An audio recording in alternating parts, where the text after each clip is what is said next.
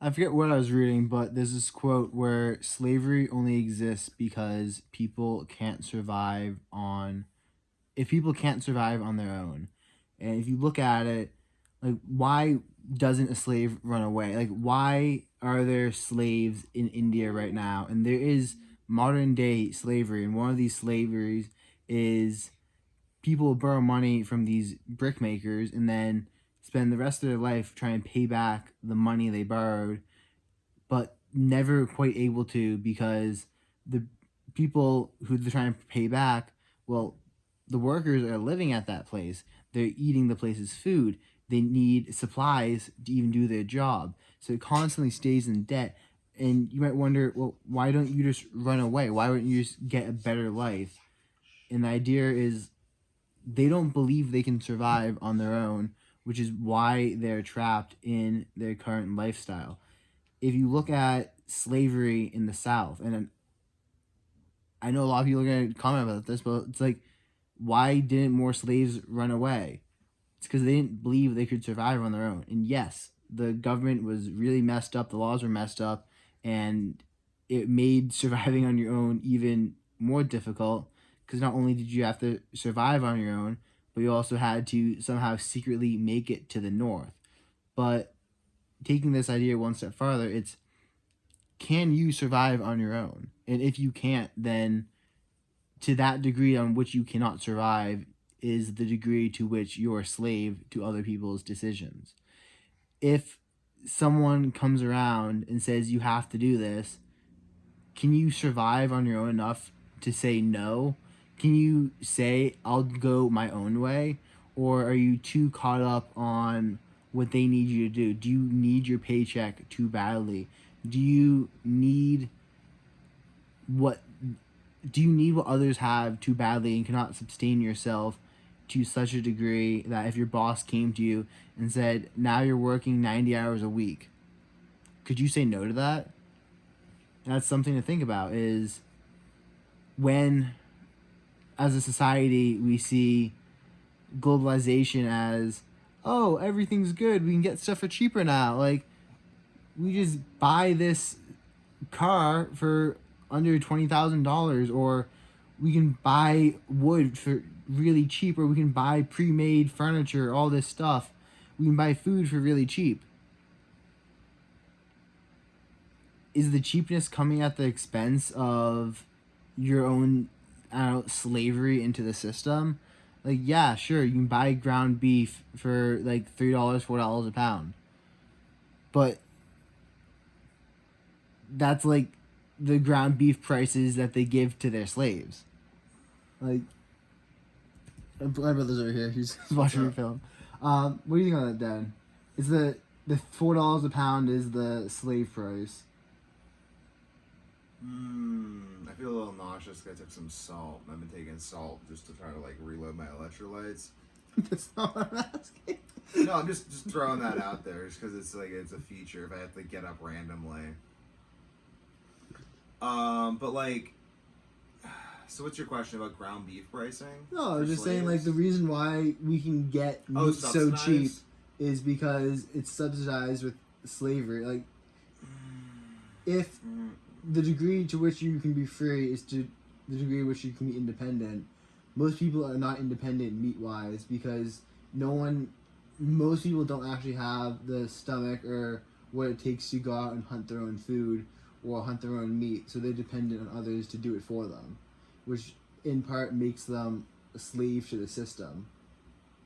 Because if the system, or if the people running the system decide to do something, the other person can't just walk away. I'm gonna drink water for a second. Okay, well, we'll find out his opinion in a second. Yeah, you have to drink water and chug it as quickly as possible, or else you're gonna puke, but I don't know, either way, he'll feel good in 2 minutes. But I mean, that's kind of the idea, is like, most people will want to eat meat. My parents want to eat meat. My parents don't want to know that it came from a cow. Like, it's the weirdest thing. It's like I personally will not eat anything that I will not kill myself. That is my philosophy that I swear by. I will not eat bear because I'm not sure if I would kill a bear myself. I know I wouldn't kill anything in the cat family, so I won't eat it. I won't, like, I don't know if you want to call it respect for a fellow predator, but like, I don't want to eat a wolf. And I will, just because it's fur. I mean, I don't know if it's necessarily respect for a fellow predator because I'll eat whatever fish I want. I'll eat alligator. I just Alligator take is it on the water, awesome. so I felt better. I just take it one at a time, which is just, this is an interesting tidbit for y'all who have bodies that require sodium, which is everyone. So nerves need sodium to fire. You can look it up like a neuron, which is a nerve cell. All nerve cells are neurons, including the ones in your arms and legs. They need sodium to fire. They actually open voltage gated sodium channels to fire on a cellular level. So if you're deficient in sodium, Yes, sodium is the most important electrolyte, and well, at least in my opinion, it's the most important electrolyte, followed by magnesium and zinc. But I guess the most important electrolyte to you is the one that you're lacking. But I mean, most people are lacking sodium. Anyways, back to the question. Oh, I was just gonna say that sleep minerals is buffered, so that that's less likely to happen. It takes much Shameless self promotion. That's why I made this shit, because it's just so fucking good. Because I don't like. Yeah, I got sick besides of the fact that it's amazing. Okay. Meat prices. Those are the slave prices. Okay, so hi April Grace. So I'm not really sure precisely. April, get down. You can come sit in the video like this. It's really late at night, so she's exhausted. I'm just gonna give you rubs. April, just lay down. I'll just give you rubs on your back. Okay. You know rubs on your back? No. Okay. But if you think about it, the reason why we can have meat so cheap is because the people who farm only have to focus on farming. They only have to focus on farming. But that's specialization just leading to agriculture. Yeah, but specialization creates slavery in the terms of people aren't able to necessarily walk away from society when they're specialized because they're so reliant on each other. Yeah, but okay. This is basically okay. So actually, this is good. I'm glad we can touch on this. So this is I just don't agree with that. I don't think that being able to completely walk away from society is freedom, because I don't think you can ever completely walk away from society, because society is the organization of people. Like even the ancient Mycenaeans, the Mycenaean Greeks that Homer talks about in the Odyssey. They were, I would say, as close to self-sufficient as you could possibly be, these little city-states. But even still, they heavily relied on trade. And that heavy reliance on trade means that you need to have standards of hospitality, even. Just basic standards of society. And the Odyssey is really an exploration of the concept of xenia, of hospitality, which I would say makes up the basis of society. Like, society is all those people who are hospitable enough to you that you should trade.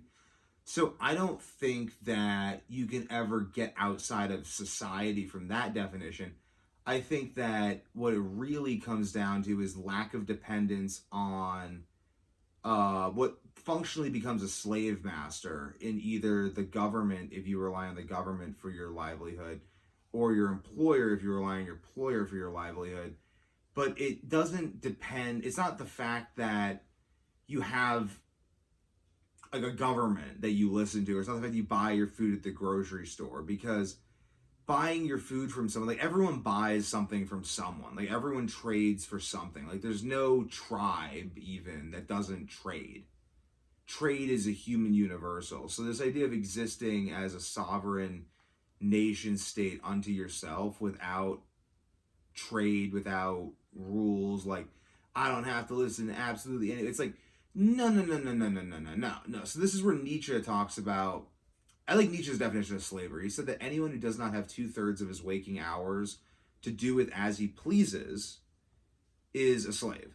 So I agree. I think that if you spend the majority of your waking hours, it's like people like working 8 hours a day, and then they have 8 hours to do other stuff with, and they sleep 8 hours. Well, that's half your waking hours. It's like that's not the 2/3 requirement. If you're working 4 hours a day, then, or even like 6 hours a day, like let's say 5 hours a day, even 5 hours a day, you could argue you're not a slave. But basically, I would say slavery is the condition of, it's a very specific definition, not having ownership over enough of your waking hours and focus to improve your life condition. And that is the nature of slavery, is that you do not have enough resources in terms of material resources to survive. So you have to trade all of your time for the resources to survive. And in a real sense, uh, But why the, wouldn't they just what? that definition applied to the Indian bricklayers is true, but what stops the bricklayers from just heading off on their own and saying, "Well, screw trying to pay back this debt"? Well, that's internalizing. So that's the internalized slavery. That's that they've embodied a slave mentality. Like they mentally view themselves as slaves. Like that's just how they see themselves. Like they identify with that position of slavery to the degree. Like okay, so why don't people run? Like why don't they run away? With that definition, it's because they've internalized it. It's say anyone who doesn't leave a position where they don't have enough time. Like you know what I mean? Like let's say you like said to your boss, you said, "Look, I'm amazing at my job. I'm just freaking super wonderful at my job, but I want to improve my life." You sit down, you're like, "I want to improve my life, and and like I can do that within this company, but like that would life would look like such and such." You're like maybe you just want more time. Like you want more time to yourself. So you can tell your boss, "Hey, look, like I could do like all this work you have set aside 8 hours a day for. Here's a way I could accomplish that in fewer hours by being more efficient, by teaching myself on an ongoing basis, all this stuff." If you can get, if you can show your boss that what you're doing, that you can provide as or more value, working fewer hours, you can say I'd rest more, I would like I'm meditating, all this stuff, like efficiency, 80-20 principle.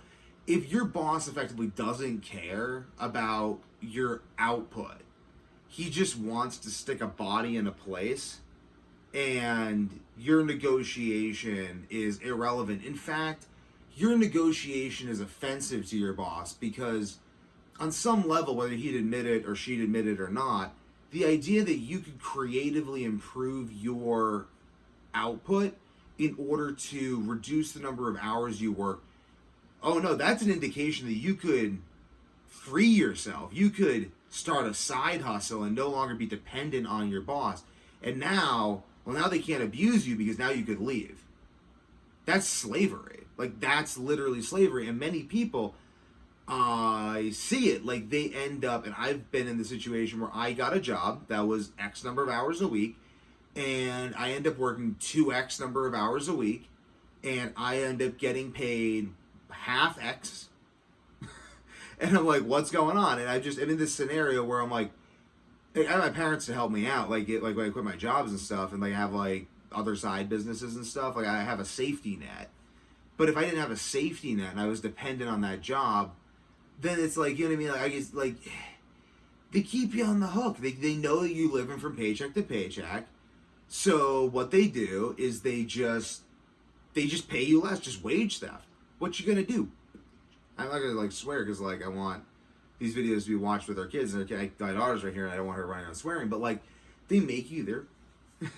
It's just what it is, and people, it's like professional speaking. And it seems to me, honestly, to be basically prevalent in every single job except for engineering. And the only reason I don't see it happening in engineering jobs is because the boss does not understand what you do because it involves mathematics. And most people are, nearly no one is confident in math. I'm confident in math. My brother's very confident in math. My father made sure of it. Both my daughters will be very competent and confident in math. But it's rare. So if you work a job that involves math, your boss does not have the confidence to feel like he can be like, oh, blah, blah, blah, blah, blah, blah, blah. Whereas I've worked psych jobs, I've worked marketing jobs and stuff. And these positions, people feel like they understand what you're doing, even if they don't. So they'll be like, oh, like I was just having like my employer call me up and just tell me they wanted more words in my reports. Like not even anything about quality of the report, just more words. There needed to be more words in more sections, and I needed to do more things. Not for any reason to any aim, just that more. They wanted to see more things written down. Why? We want you to write down more. Spend more time. It's like weird though. So like I think that was ultimately part. I'm explaining the whole thing because this is elaborate. This is like kind of like you're even talking about this because I rant about this to you because you haven't experienced this. I and my other friends have experienced this. And we've talked to him about this. Oh, and I've mostly talked to him about the experience I've had and my friends have had. But basically, April, I don't want you like getting my back. You can be in front of me, okay? So I'm being very patient with her. She's deliriously tired right now. It's like 10:30 at night. So anyway, it's weird though because like a key part of it seems to be guilt. Like they want you to feel like you don't deserve your paycheck. So like my company would simultaneously guilt me for things that didn't make any sense, had nothing to do with my job, and not pay me while also denying that they weren't paying me. April. So ultimately, April, we can cut on a second. So ultimately, it's just this weird, and most people just live in that state. I mean, I just talked to lots of people. Most people just live in this state where their boss intimidates them. They can't quit their job. They live paycheck to paycheck. Both husband and wife work, and they're just slaves. I mean, what is that? Like, if you work all the time, can never make ahead, can like inflation's keeping so you can barely buy food. You can't even buy the food that makes you feel the best. I mean, it's not like you're buying like steak for yourself. Like a lot of like people I know like work hard with master's degrees don't buy steak for themselves because it's too expensive. Let alone like what makes them healthy. It's just crazy. So like I mean, if you're literally in this state where you're like you have no time to start a business, no time to start anything else. Your job does not allow you actual upward mobility, not promised upward mobility, but real upward mobility that really tangibly changes your life. And you can't even afford food that makes you healthy, and you're a slave.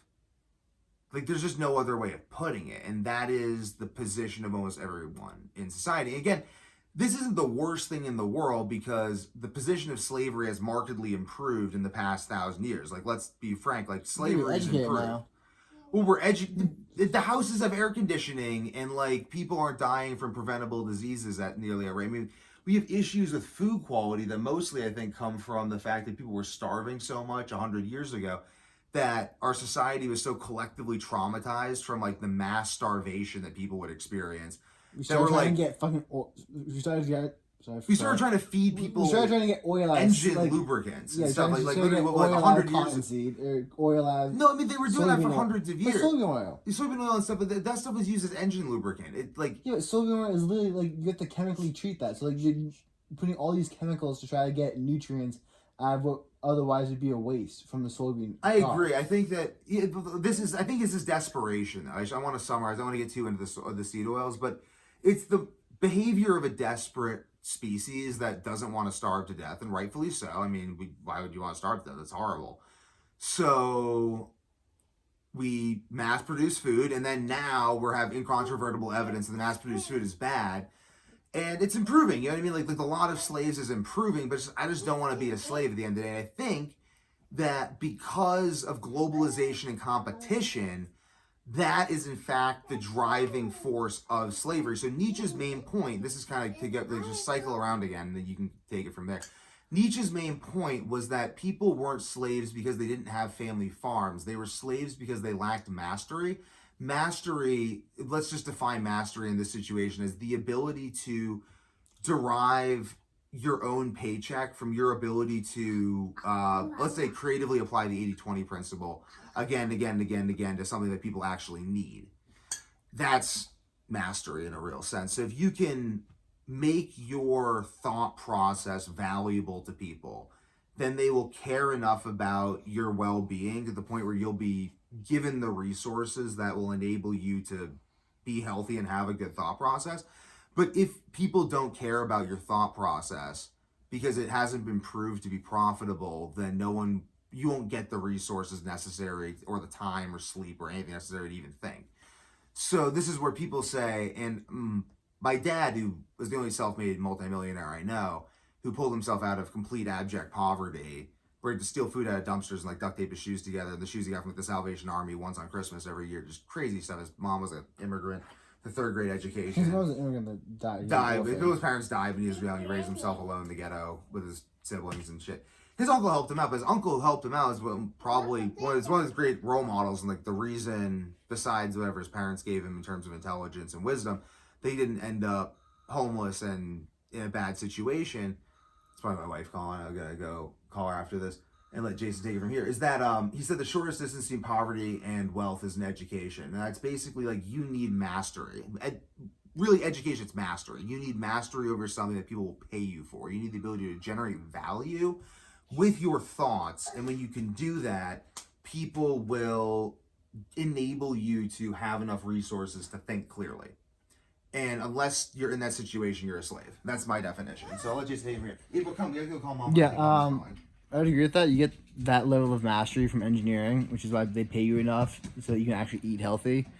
Besides that, if you want to understand the 80/20 principle, this is going to be a video right here. And that explains a lot of this, which is also, you ever wonder why hard work doesn't always pay the same? 80/20 principle. It's one of the biggest things about life. Go check it out.